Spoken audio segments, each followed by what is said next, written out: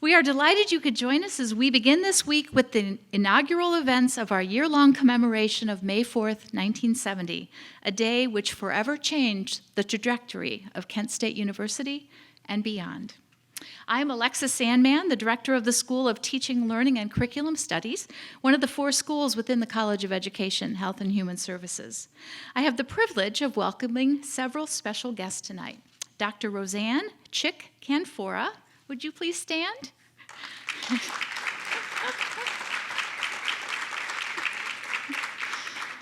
She is a student witness of May 4th and the founding president of the May 4th Center. And I'd also like to recognize Alan Canfora. Would you please stand?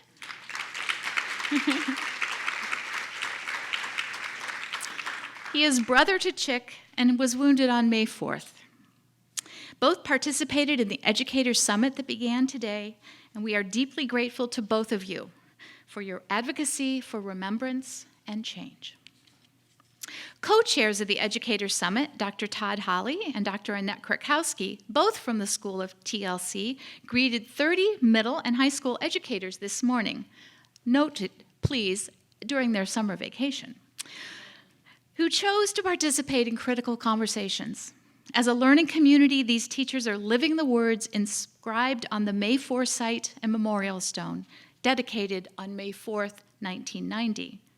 Inquire, learn, reflect.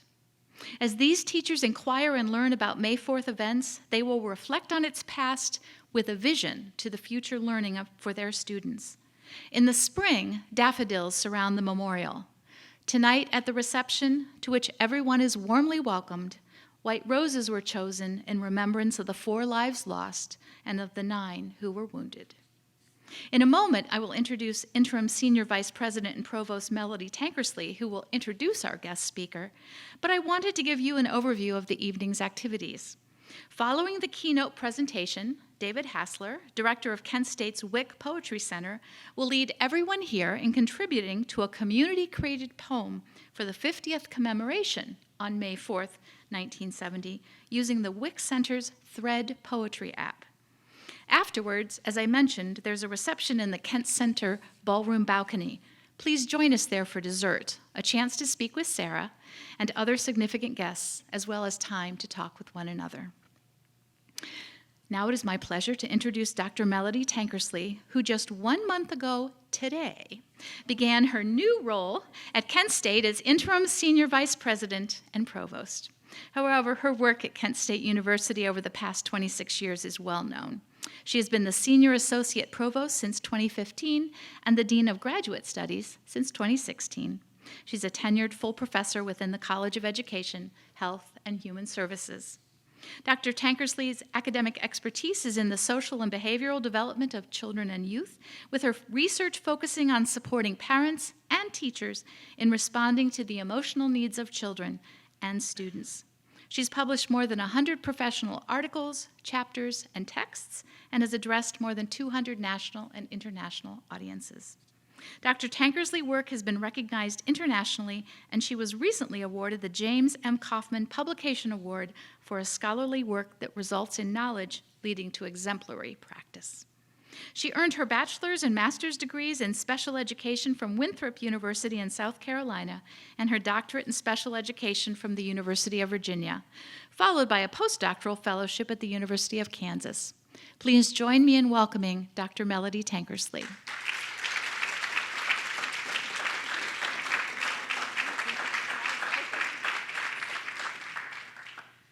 Well, thank you for that really kind, nice introduction, Alexa. Woo, it's been a month. I want to start out by thanking you and also thanking Dr. Annette Krakowski. And where's Annette? Will you stand up? And Dr. Todd Holley, will you stand up? Thank you for putting together this really wonderful 3-day event. So, welcome, everyone. Welcome to Kent State. I'm so pleased that you are here. And it is so fitting that an educators summit is the starting point for our year-long commemoration of the 50th anniversary of May 4th, 1970, when Ohio National Guardsmen opened fire on Kent State students who were protesting U.S. invasion of Cambodia during the Vietnam War, killing 4 and wounding 9. And it's fitting that this educational summit is the starting point because we must ensure that we prepare our next generations to understand and remember the significance of that day and how activism of the Kent State students shaped the course of history around the Vietnam War. Student activism is just as necessary today as it was then. And we need educators who can inspire and who can empower students to find and to use their voices constructively to create change.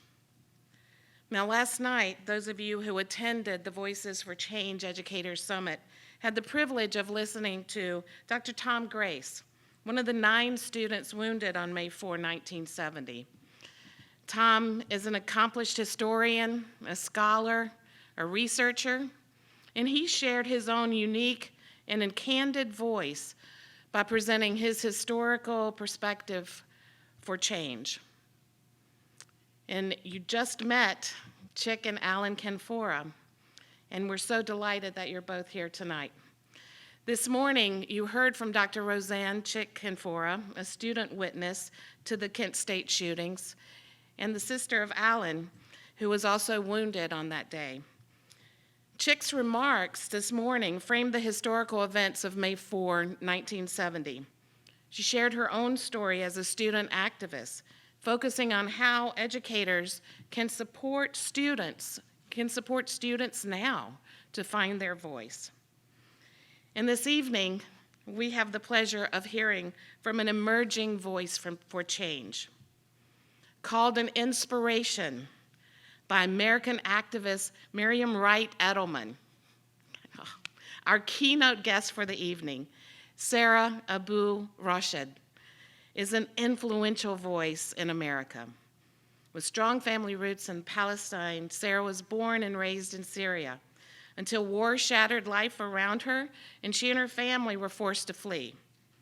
Lucky for us, she arrived in Columbus, Ohio in 2013. Today, Sara is a 19-year-old poet, storyteller, and an artist. She is also a student at Denison University, pursuing a degree in international studies and in creative writing. Writing poetry since the age of 8, Sara's work has already appeared in over 10 publications, such as Clover, Common Threads, The Voice of Young Advocates, and the America Library of Poetry. Just a few of Sara's accolades include a nomination for the Pushcart Prize, the 2016 Denison Book Award, and performing at the Tenement Museum in New York City. Most recently, Sara wrote and performed in her debut one-woman show titled A Map of Myself, where Sara tackles topics of identity, belonging, and immigration, and finding home by inviting people to think about how where we come from shapes who we are. Her performance of A Map of Myself debuted last fall at Denison, and since then, Sara has sold out performances everywhere she lands. She shared her poetry and told her story across the globe in New Orleans, New York City, Boston at Harvard University's Public Policy and Leadership Conference, and in Athens, Greece at the Athens Democracy Forum, and that's just a few places. Now, wait. Earlier I said Sara was an emerging voice for change, didn't I? I think we can all agree that she has indeed emerged as a voice for change. And you received a copy of her poem, I Am America, when you came in. And if you haven't seen her delivering this at the Community Arts Partnership Awards Luncheon, do yourself a favor and check it out on the PBS website when you leave. I promise you'll thank me for it. You'll thank me for it after you wipe your tears and after your goosebumps melt away. It's pretty amazing. And here to share her amazing story of finding voice and to advocate for the power of the student voice is with great pleasure and admiration that I introduce to you our keynote guest for the evening, Sara Abou Rashed.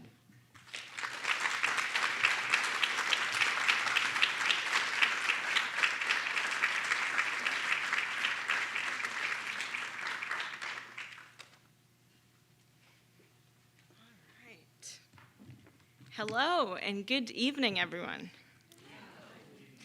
I am so excited to be here. I've been looking forward to this for months now, and I will start off with a sip of water because we have a long night ahead.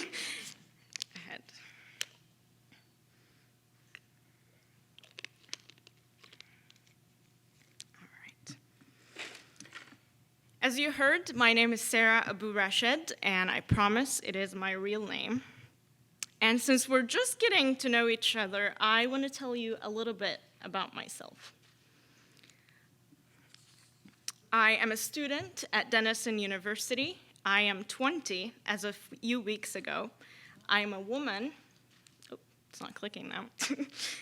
I am Muslim. I'm Arab, specifically Palestinian. I'm a poet. I'm an immigrant. I'm an American citizen. And I'm an only child. And you know, what are we to each other but collections of labels and categories we carry? I am a poet, and so to kick things off, I want to start with this poem of mine called What They Called Me. Refugee, they called me immigrant, daughter of an immigrant, granddaughter of an immigrant who never belonged to her homeland. Homeless, exiled of nowhere, belongs to anywhere, must have come of somewhere. Dislocated because maps are property of those who create them, not us, who memorize the drawings of free birds and wish they would call foreigners, threatening accent holders, anything else but that which they emphasize like the name of a monster, like a breed of a subhuman, unhuman, strange species, dangerous creatures whom you must avoid on streets and look away. To natives who look like you, natives who look at you because you're not a terrorist. They are, we are, and we must defend every other person as if we carried the same name, though different on each. Passport. Passports feel unnatural to my hands. I never learned to hold a document that defined me. This right was never given to me, but always forced upon me. Asylum seeker, peace crier, hyphenated criminal whose crime walks right next to her, holds a sign and says, all these names I am called, they called me. I am nameless still. For once, I ask you, please, call me what I want to be called. Call me by that to which I will answer. Thank you.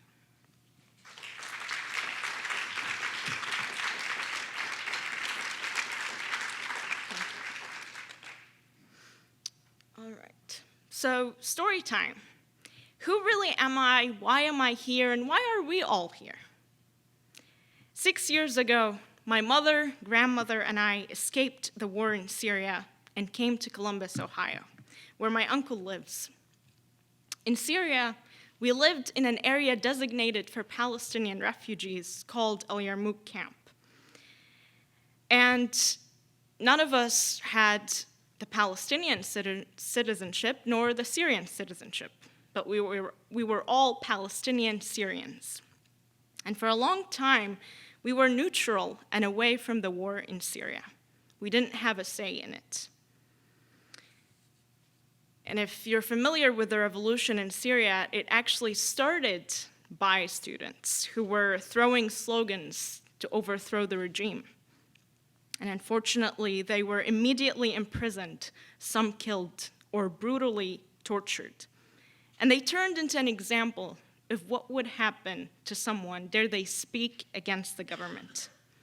That's when the real revolution started, in protest of the lack of freedom, the lack of respect, and the lack of dignity. 2 years went by before our area became dangerous.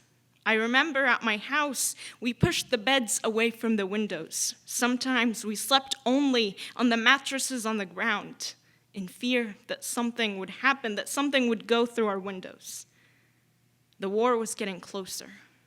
Our shopping trips got shorter, our showers only a few minutes long, and this became our life, the war.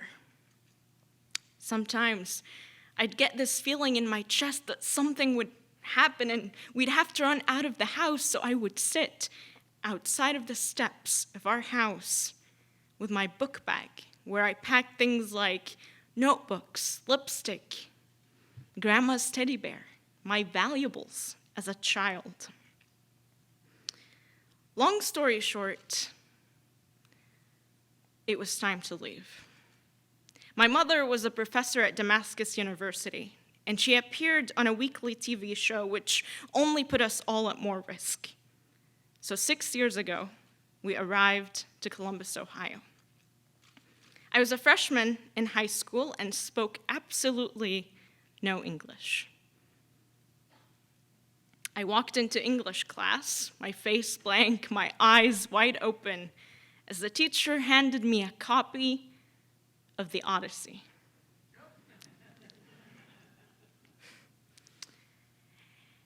I thought it was the dictionary at first. And in a way, it was. It could not have been more ironic. But word for word, I translated the Odyssey. And a dozen of other textbooks that year. I taught myself English within a month. And I had always been a poet in my mother tongue, Arabic. So when we were asked to do a project for that class, I chose to write a poem, and it was terrible. Incorrect grammar, terrible vocabulary. But my English teacher started tearing up, and she insisted that I join the poetry club at our school. And for the next 4 years, every Wednesday, I went to our poetry club. Because of my teachers, I kept writing. I didn't have a vision for my poetry per se, but I knew that poem after poem, I was getting better. I participated in Poetry Out Loud and eventually made it to our school's poetry slam team. And in 10th grade, just after I had been in the US, I wrote a poem I thought was worthy of a competition. I'll read it to you. Welcome to America. Bring us your oppressed, your exhausted bodies, your hungry, unheard crowds, and we shall set them free. I'd like to welcome you to the one and only, the greatest America, says the lady in the white shirt behind a desk. Now, honey, please fill out all these papers and don't forget to send us your story, why you came here, your hopes and expectations. We wish you a happy life. 16 springs I've witnessed, not one was blooming. There, behind the shores of the Mediterranean, everything is a murder there. We don't dare live lest we die, even roses grow stripped of colors. Though the scarred walls there memorize our names, though the tarred roads there know our stories.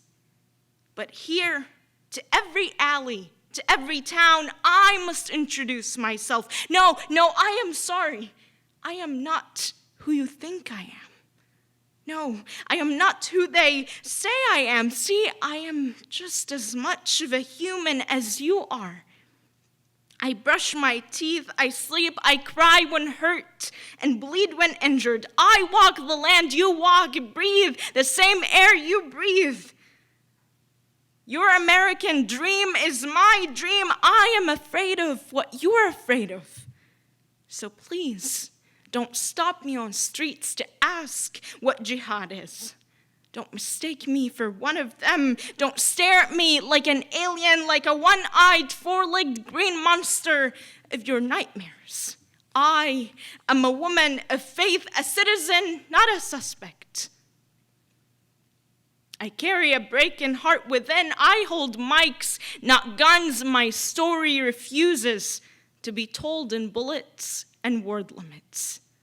And no, I don't celebrate the death of children. I don't wish to destroy homes and churches. Trust me, I know what loss smells like.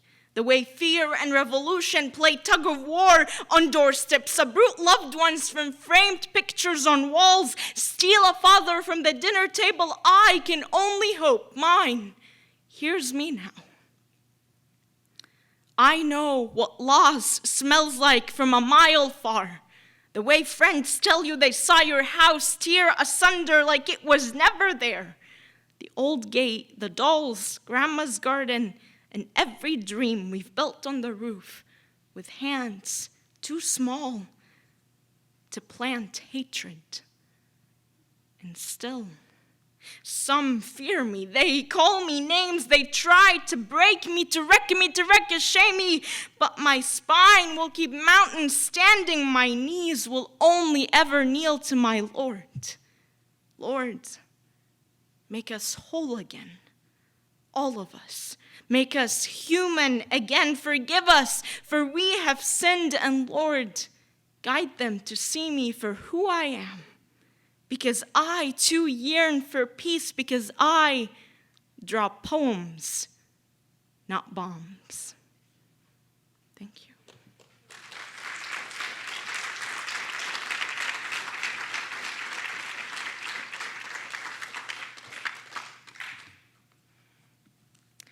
This was the poem I wrote only after a year of coming to America. And I read it at our city's competition, and to my surprise, I won first place. Next year, the following year, I wrote another poem, and I also won first place. And this poem, I would say, was the start of it all. But looking back at high school now, 3 parts stand out to me. The people who helped me, the people who doubted me, and the event that changed how I looked at myself and at my purpose in this country. I was the closest in high school to my English teachers because that was the closest subject to my heart. And exactly half of my English teachers supported me. Thankfully, the first half, 9th and 10th grade.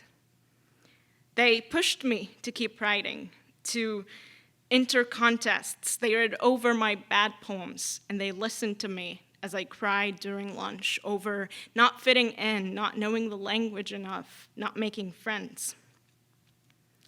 My junior year, I wanted to do what my classmates were doing and challenge myself with an AP class. Only the challenge was far too big for me. The pre-exam showed that I was far below the required level, but I begged the teacher to let me in, time and time again. And I said I'd work harder. I promise, I already do. And finally, she said yes. Now came the final exam of the year, a standardized 4-hour AP test. And just 2 days before that exam, the teacher said, "Of course, you're all aware that the test will be general and expects you to be familiar with the classics, Shakespeare, Jane Austen, Charles Dickens, even the Bible."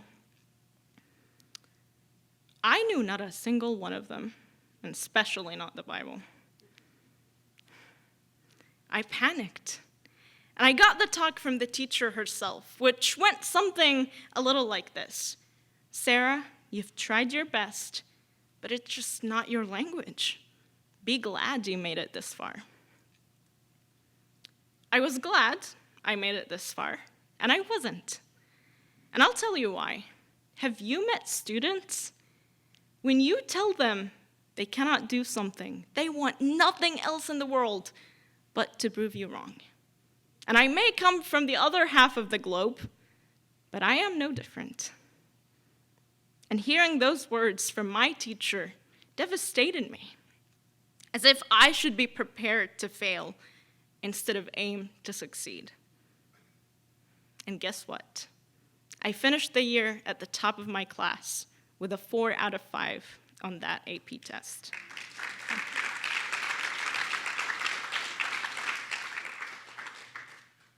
Now, senior year came, and so did many other things. College applications, future plans, and elections.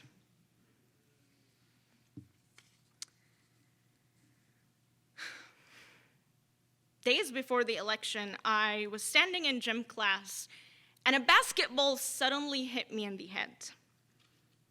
My glasses broke, and someone was yelling at me, and I quote, "Go back to the hell you came from. What even is this?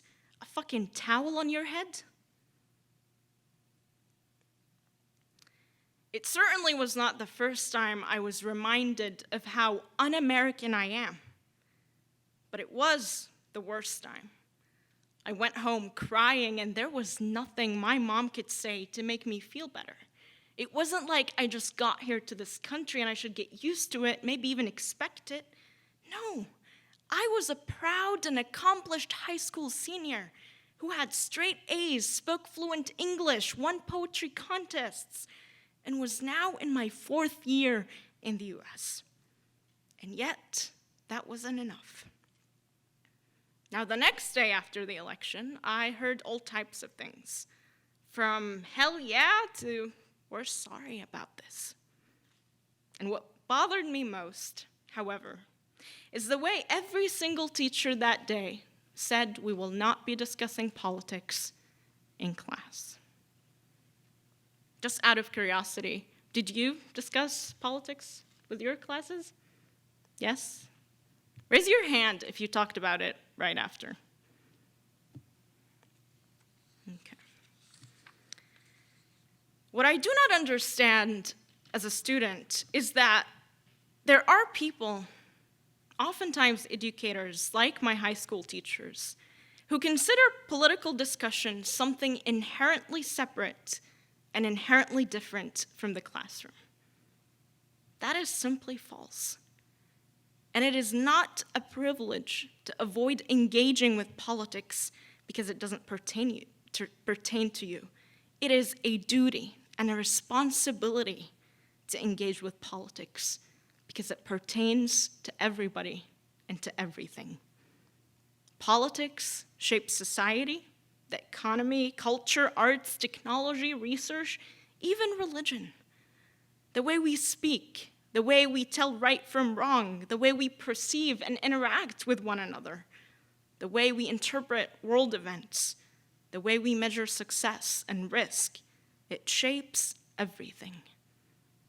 And classrooms are no exception. I hope by now you've realized I am not here to bash our current administration, and I'm certainly not here to persuade your vote.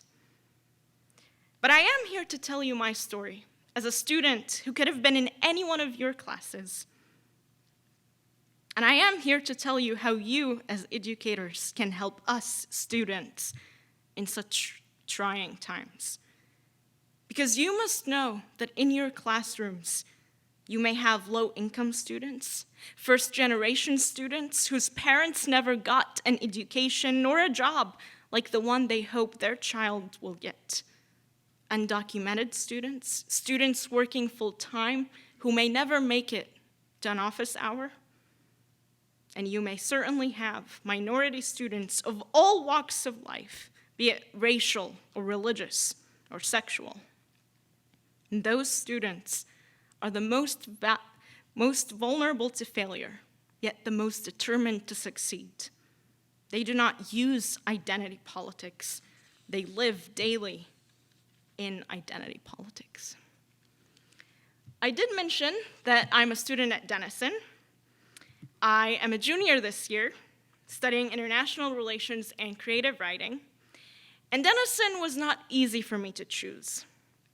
Right before I made that decision, my mother said, if you don't go there, somebody braver will. That was a challenge. Because despite how beautiful and progressive Denison, like many other campuses, suffers from diversity, or the myth of diversity. That is simply code for we have non-white students on this campus. It may or may not surprise you to know that I am one of only 2 students wearing the headscarf on Denison's campus. Out of over 2,000 students, just 2. The other girl is a Somali American from Boston, and I'm Arab American. So we kind of have this unspoken agreement that she's the representative of all Muslims on the continent of Africa, and I'm the spokesperson for the Middle East. No competition there. I wish it were that easy, and it is challenging, even now, to feel looked at all the damn time, to feel different, to stand out. And I talk about it a lot, hoping it gets better, but secretly I'm only afraid that Denison will eventually kick me out. The only thing I will say about being hyper-visible and so invisible is that the only way to make it livable is to change your mindset around it. My first year, I was terrified. I was nervous and embarrassed the entire time. If I dropped a fork in the dining hall, my mind would go and I'd think every Muslim on earth just dropped a fork, right? To many, I was the only Muslim they'd ever seen. But what changed is that I decided if I'm going to stand out, I might as well make it worth it and give people a reason to want to get to know me.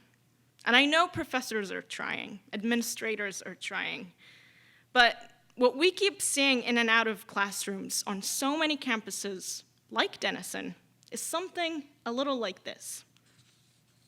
We see exclusion, we see separation, we see integration, and we almost never see successful inclusion, where students are connecting with students of other backgrounds freely, respectfully, and without barriers. I am not ashamed to say that on Denison, like every other campus, you walk into the cafeteria only to see all the African American students sitting together, all the Asian students sitting together, all the white students, and that is division. So the big question is, what can we do to fix this? And what can you as educators do that is not exactly in your job description? The easy answer is support students. The hard answer is how. I've put together a list of practices I hope, if nothing else, entertain you. Ask questions, personal questions. I know we've been conditioned to be so formal, so objective, so brief, that everything in and out of the classroom has become transactional. But please, do ask us questions like, how are you really doing? How are your other classes? Do you feel supported? Do you feel like you belong? What can I do to help you? Am I being considerate? Am I being accommodating? Listen. Listen to student concerns, questions, opinions, even if they don't make sense, and especially if you don't agree with them. Pass the mic, literally. Allow students the chance to have a say in what and how they learn. Give them the opportunity to lead, to be the authority figure, and maybe teach the class something they know so much about or something they've been wanting to learn themselves. Welcome feedback. To many of us scholars students, end of semester online evaluations are the only feedback we can give to professors. And research shows that there is increased hostility towards educators because of that, because of the anonymous way it works. But face-to-face feedback, written feedback, identified feedback, maybe one line of feedback on every test, so students can not only comment on how you're doing and what you can improve, but reflect on their effort and their study habits and their presence. Feedback is important all year, not just at the end. Keep it fun and reconsider intentions. And this one is hard because we hear it all the time, right? What does it mean to make something fun? And especially learning, and especially a course you've been teaching for I don't know how long. But it is important for you to have fun. Because if you're bored, we're bored. And as an educator, you can only give us the energy you have. So think about what it means for you to continue teaching that course, what it means for you to be so knowledgeable about it, and how you can communicate that to us in enjoyable ways. Engage in student experience.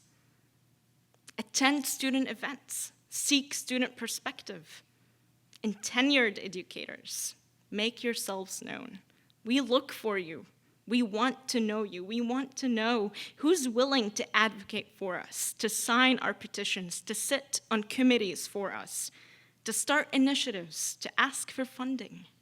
All of those things matter. All of those things are part of your activism as an educator. And remember, we're human. We are human. You are human. So share your human experience, your personal experience. Less boundaries, more bridges. Tell us about the time you were a student, the mistakes you made, your views, your insights, your political views, what's on your mind. We appreciate that. And we want to see you as a human, not a teaching robot. Humility is key for us and for you. And it's hard. You have light years of experience ahead of us. But we want to earn your respect. And we want teaching to be closer to a 50-50 exchange than a ruler and his subjects. And students will teach you. Students will tell you things you don't know. Students will open your eyes. And the best thing you can do is listen. Let go of the evils of the classroom. Favoritism, perfectionism, accuracy.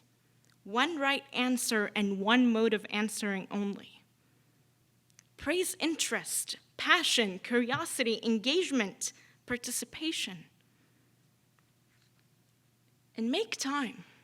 Make time for not only what's important, but for what's necessary. Breathing exercises, meditation, daily one-sentence reflection, current events, part of a TED Talk, a quote you came across, time for silence, time for grieving, time for joy.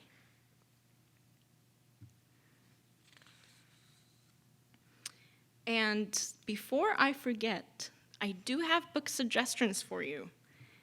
And, it's secretly every student's dream to give their teachers homework, let alone summer homework.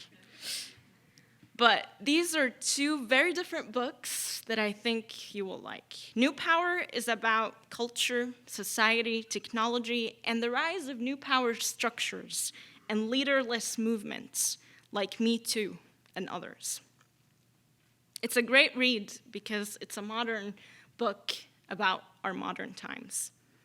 And Teaching with Tenderness is also an incredible book about embodied teaching practices, the spiritual side of being an educator, how to be more present in the room, more artistic. So do read them. We live in trying times, and we hear that a lot. But I am hopeful. I am hopeful despite everything. I am hopeful because no matter how fragmented, I think we are working harder than ever. And I think we are more united than ever. And I am hopeful because there are voices emerging, like Emma Gonzalez. And there are educators stepping up, like yourselves tonight. So let's give a round of applause to you. Thank you. The classroom is one more place where we must minimize bureaucracy that oppresses and restricts student voice and increase the value of human interaction. Decades ago, I was told the only acceptable answer to why are you going to college was because I want to learn how to think. And now, shamelessly, we admit that maybe the only reason we are going to college is so we can land good-paying jobs after. What that tells us is that the entire intention of higher ed institutions has shifted its priority from shaping world leaders and great thinkers to training good, marketable employees. Thank you. So your mission as educators should be to build bridges, not walls, to bring back those world leaders and those great thinkers, and to engage committed and dedicated students who want more out of their education and who will hold you accountable by demanding your full presence in the classroom. There are enough walls around us. Walls of segregation, of identity crisis, of judgment. We are struggling. And professors and administrators might lock up their offices and go home every afternoon.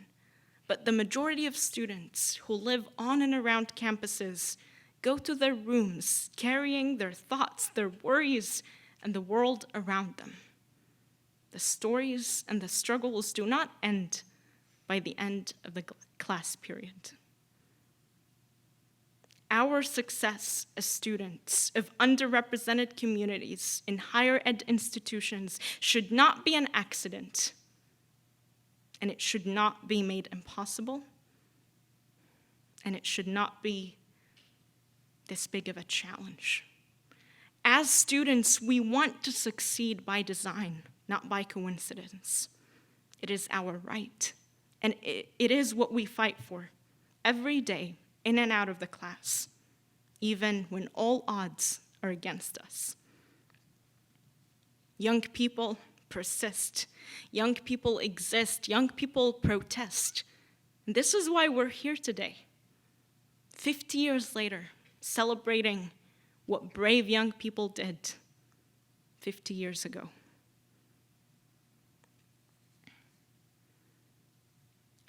The current administration knows the power of young people. And violence is being legitimized into laws. And we must know the line between microaggression and opinion, because we see hatred so normalized that people pass sexist, racist, homophobic, Islamophobic comments as personal opinion. And I am afraid, because when President Trump says he'll make America great again, he means he'll take it back to times when America committed atrocities against its own. And we are already seeing that at the border, with deportations, with children locked up and families separated. When he says he will take it back to great times, he means he will take it back to times when women had no authority over their bodies, and when people of different races could not sit or eat or drink or receive health services from the same place. And this type of hatred you must never allow to enter your classroom.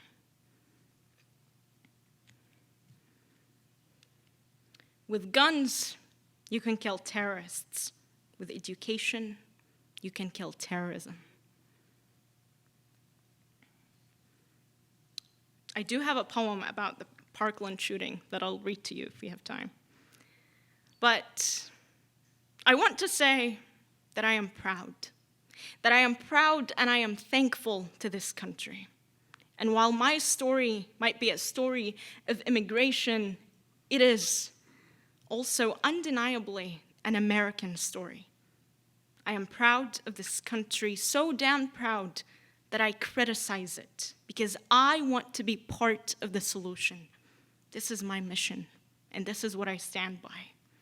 I am proud and thankful to the opportunities that now I can say I'm a poet and a public speaker because of all those people who supported me, my teachers, who sometimes made my homework easier because I couldn't speak the language well enough, but other times pushed me harder. And it's because of my mother, who always sat next to me when I was crying over my textbooks. And it's because of my determination to succeed. In the short time I've been here, I've had the pleasure of speaking in front of so many audiences, and I'm honored to be here tonight, so thank you again for having me. And I had the pleasure of giving a TED Talk and of being one of 20 global delegates to the Athens Democracy Forum last year. And I am thankful to all of this, even people who challenged me. And the guy in gym class who told me to go back to my country, even him, I thank him. Because what he said to me is now the opening line to my one-woman show about identity and immigration and finding home. This country is truly great, and I have to say it because America does not fear Muslims. America fears Americans finding out how normal Muslims are. And America does not fear Black people. America fears the potential of Black people. And America does not fear the LGBTQ community. It fears its resilience. And America certainly does not fear immigrants. It fears their dreams. So here is one more poem for you. I do not know all of your names, but all of you do know mine. I am America, I am America, I am America, for America's one resilient woman who is loud, proud, strong, whose shoulders shelter continents, whose arms extend and reach beyond oceans. I am America, I am the voice, the body, the face of America. I am America, for I am different. For I know and feel and see and hear and love and accept and admire and defend and embrace my differences. I am America, for I don't want to be like everyone else, for everyone else is not even like everyone else. I am America, for I come from someplace else. آتي من خلف شواطئ المتوسط واللغة العربية تجهلها ألسنتكم. أنا أمريكا. I am America. I am America, for I too have lost a founding father, a history, a legacy of the old wise men long ago gone. My Constitution is one book they're leaving to dust. I am America, for I too have won a mother. The Statue of Liberty stands tall like the only family virtue you may not find in foreign blood, but you certainly breathe in air. I am America, for I am revolutionary. My revolutions are volcanoes. My voice rises and falls like hot lava on the hands of my oppressors. I am America, that I protest. The Washington March spread like honey in my veins. Honey, I say, because in America we are sweet and we stick together like this. I am America because no one can divide me. Your borders do not define me. My landscape is my pure dress being stained with violent blue and bloody red. There are needles being put through me, scissors and sewing machines ready to redesign me, telling me parts of me they like and parts need cut, uprooted, taken out of the streets, out of my insides out. I am America because I am one. It's all of me, it's all of us, or none. I am America. I am America, and oh dear America, I love you. Even at times when you do not love me. I claim you even when you denounce me, when you tell me that I need to go back, that I simply do not belong, when you strangle me, handcuff me at airports, prison me, deport me, I love you still. And I grasp onto you like a child to its mother even when you let go of me. And I wear your face, America, I wear your face of 13 stripes and 50 stars even when you're too ashamed to look into mine, because I am not ashamed of you. I am ashamed of what they've made you. America, they do not know you like I do. Thank you.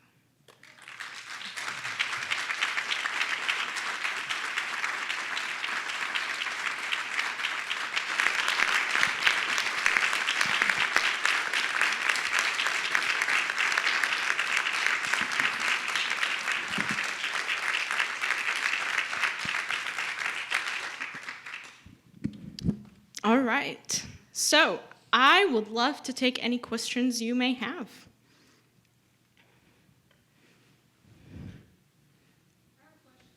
Okay. I work in a school where I would guess probably 80% of my students are new to country or ESL.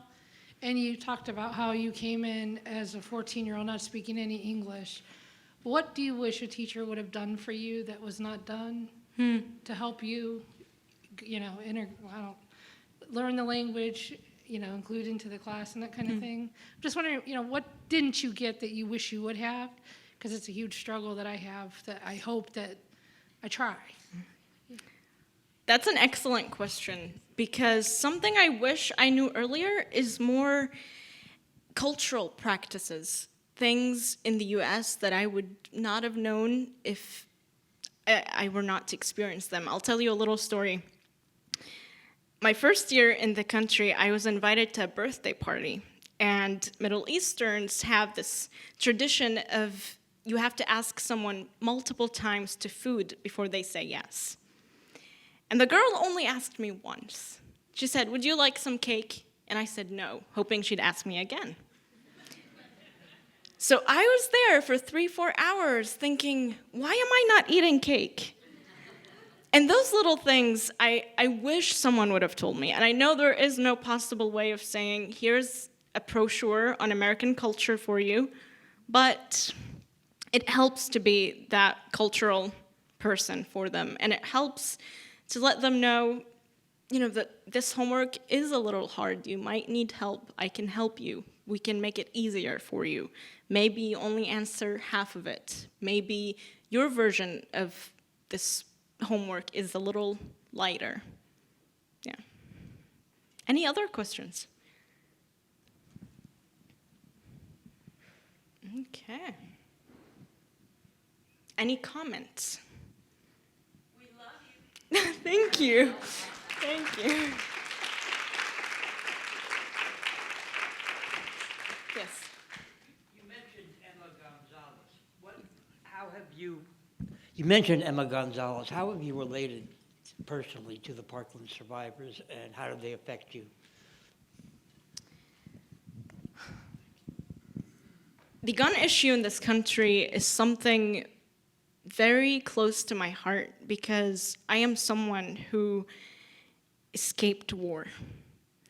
And I know what guns do, and I've seen what guns do. And it pains me to think that we escaped war all the way on the other part of the world, only to come here and possibly die by an accident. by a gun accident. You know, it pains me every time there's a school shooting, because that could be me. That could be anyone.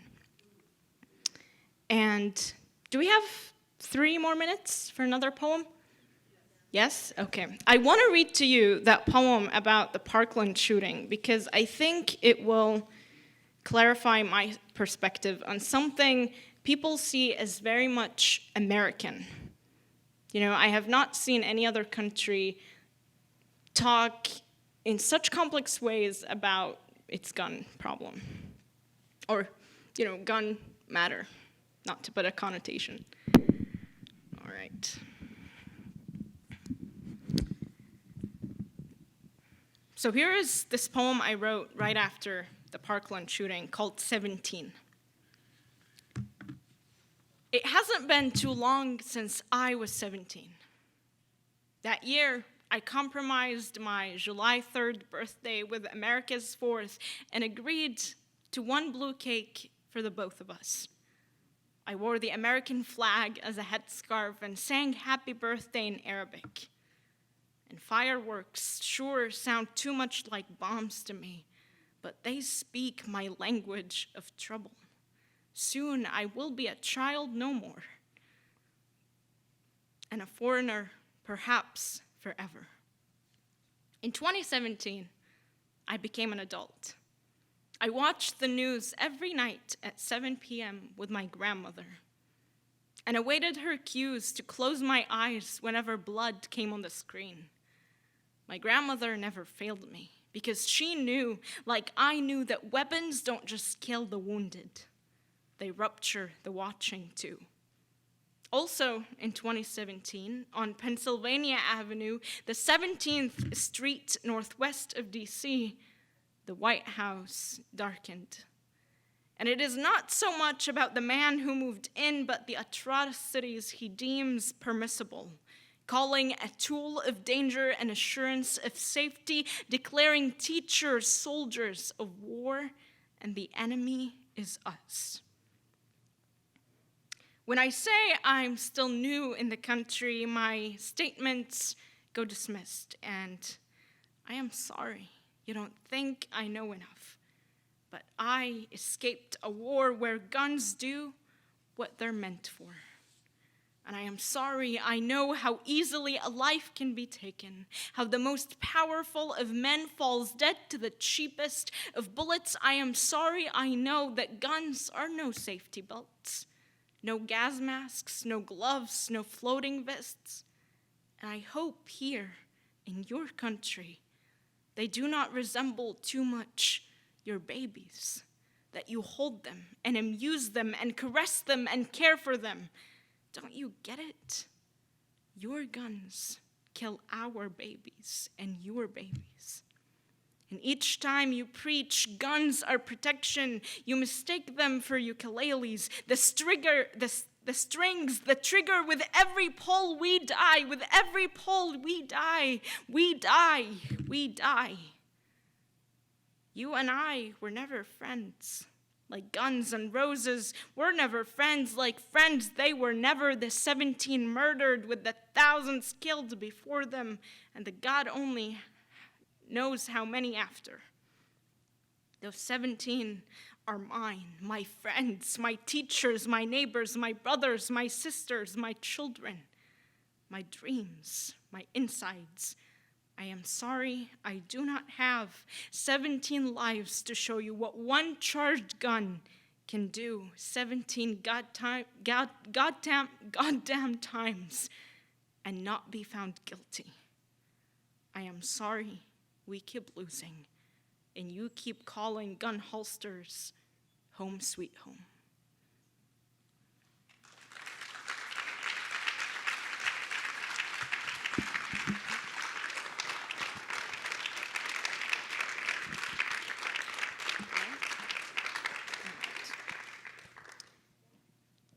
Any last questions or comments? Yes? Is your mother here? Yes, my mother. Please stand.